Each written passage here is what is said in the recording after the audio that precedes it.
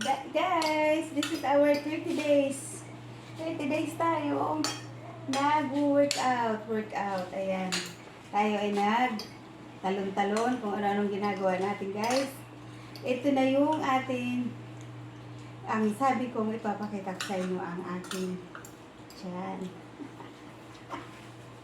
Ayan. Nakakahiyaman, pero ito na po talaga yon. Ito na talaga yun.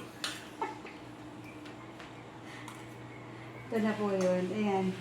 After 30 days na workout tayo, guys. Ayan na siya. Ito na po yan. Ito na talaga yun. Here we go.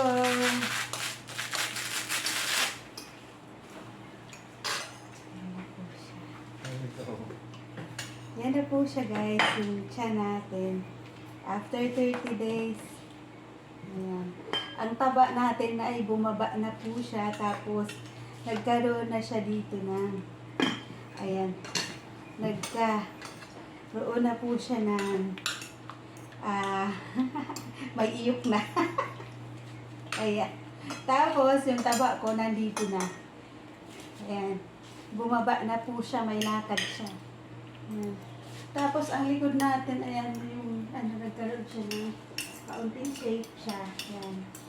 Ayan.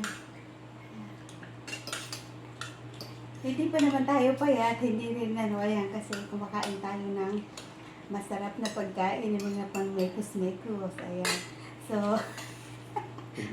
wala tayong diet, guys. Wala tayong diet.